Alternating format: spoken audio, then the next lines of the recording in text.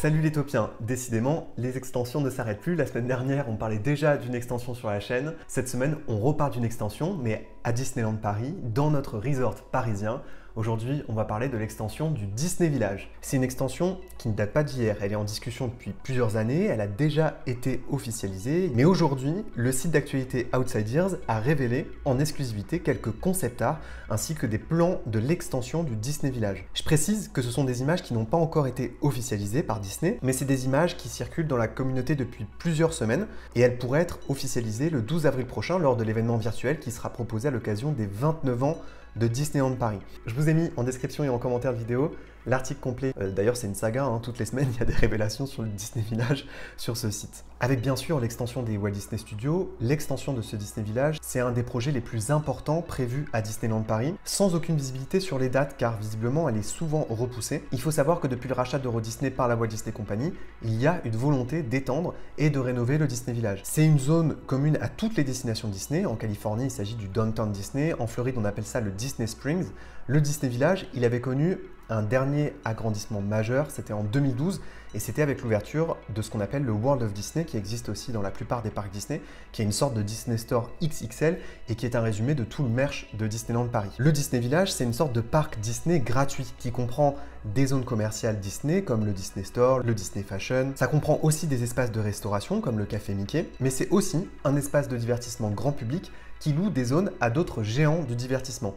C'est le cas par exemple du Cinéma Gaumont, le Starbucks Coffee ou encore le Rainforest Café. Vous êtes toujours sur une zone qui appartient à Disney, mais vous êtes aussi un petit peu en dehors de l'univers Disney. C'est un premier pas vers l'immersion, mais bien souvent c'est aussi un moyen de conclure votre journée à Disneyland, bien que vous ne soyez plus tout à fait dans le parc à thème 100% Disney. Le Disney Village, il existe depuis l'ouverture d'Euro Disneyland en 1992. À l'origine, ça s'appelait Festival Disney. Au fil du temps, la zone a accueilli de nouvelles franchises, de nouveaux espaces Disney, mais il n'a jamais connu de rénovation majeure comme il va en connaître dans le futur. Alors que nous apprennent les concept art dévoilés par Outsiders cette semaine? C'est que, évidemment, il s'agit d'une extension, mais avant tout, il s'agit aussi d'une rénovation de cette zone et de l'allée historique. Vous le savez, le Disney Village, c'est l'œuvre de l'architecte Frank Gehry. Donc ces colonnes imposantes, ce rouge, c'est emblématique de son œuvre architecturale, mais qui a peut-être pris un petit coup de vieux. À Paris, d'ailleurs, on a la chance de pouvoir visiter la Fondation Louis Vuitton, qui est l'une de ses œuvres. Et en fait, il se pourrait que Disney décide peu à peu d'effacer l'esprit d'origine du Disney Village, l'esprit architectural que voulait Frank Gehry. Ça va s'illustrer par une chose qu'on ne remarque pas forcément au premier coup d'œil quand on se balade dans le Disney Village, mais en fait, les façades ne vont plus forcément être identiques après la rénovation. Aujourd'hui, les fameuses colonnes de Frank Gehry et la façade principale relient tous les bâtiments entre eux. Ça ne sera plus forcément le cas après la rénovation et l'extension, puisque parfois il y aura des façades qui seront plus hautes, plus basses, plus large, avec des formes différentes. Au tout début de l'allée, on remarque que le premier restaurant, le célèbre Annette's Dinner, qui lui est un restaurant Disney, pourrait ne pas tellement changer d'apparence. En revanche, et ça c'est une des infos les plus importantes qu'il faut retenir, c'est que ce Annette's Dinner pourrait bientôt accueillir la franchise Cars.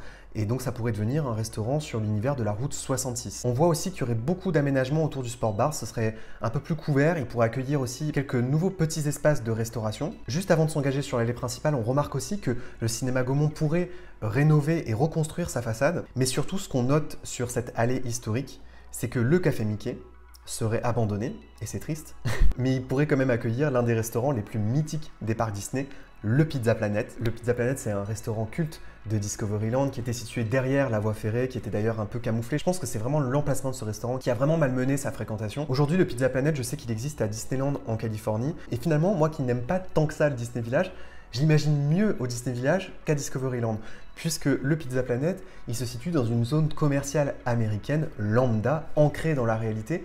Donc ce serait un bon moyen à la fois d'amener de la franchise Disney, une franchise qui va forcément pousser à une forme d'immersion une fois à l'intérieur du restaurant, tout en restant bien ancré dans la réalité. Malheureusement, on ne la voit pas sur le concept art, mais je prie pour l'arrivée de la fusée et du camion Pizza Planet sur le côté. Donc pour moi, cette rénovation de l'allée principale, c'est quand même plutôt une bonne nouvelle. C'est une façon de renforcer l'immersion Disney. Donc je suis clairement favorable à l'arrivée des franchises Disney dans cette zone. Et pour ce qui est de l'apparence d'origine des années 90, c'est une apparence qui m'a jamais trop plu. C'est vrai que j'ai toujours préféré le charme de Disney Springs ou de Downtown Disney. Il y a moins d'expression artistique d'un point de vue architectural, moins grandiose, moins coloré. Et il n'empêche que le Disney Village commençait vraiment à faire très bétonné et très dans son jus. Donc je suis pas du tout fermé au fait qu'il change un petit peu de style. Il ne s'agit pas seulement d'une rénovation, il s'agit avant tout d'une extension. Notamment pour toute la zone qui dépasse le Earl Sandwich au niveau du lac Disney. Aujourd'hui, c'est une zone qui est plus ou moins inexploitée et assez vide. Et donc, par exemple, le bâtiment qui accueillait le Rainforest Café, il serait sans doute détruit. Et on voit sur le concept art d'ailleurs que ce Rainforest Café pourrait être remplacé par le Hard Rock Café. Ça, par contre, c'est une nouvelle qui me rend un peu triste parce que le Rainforest Café était quand même extrêmement immersif, même si c'était pas un restaurant Disney, c'était une des zones les plus immersives de Disney. Je sais qu'il existe des Rainforest Café à Animal Kingdom, je sais qu'il y en a un à Disney Springs. C'est quand même une expérience de manger dans ces restaurants. Mais c'est vrai qu'en ce moment, effectivement, ce qui est le plus à la mode, c'est plutôt le Hard Rock Café. C'est vrai que, voilà, le Hard Rock Café aussi, je l'assimile beaucoup à Universal parce qu'il est dans les zones commerciales d'Universal. Je trouvais que le Rainforest Café était plus adapté à l'univers Disney. Après, le Rainforest Café, c'est une franchise qui souffre énormément et ce depuis des années, donc ça m'étonne pas qu'il s'en aille. Et au niveau du Hard Rock Café serait installée une large terrasse et donc toute cette zone-là, vous voyez, elle va s'étendre.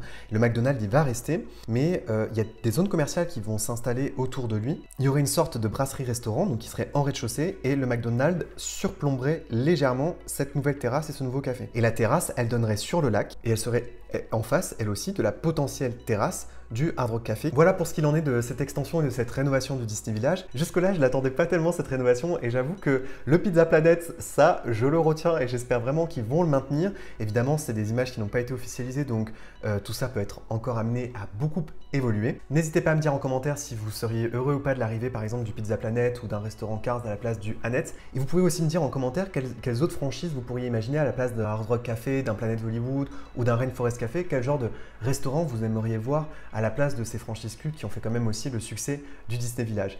D'ici là, d'ici que cette extension voit le jour à Disneyland Paris, n'oubliez pas quand même que vos rêves sont éternels. Bye tout le monde!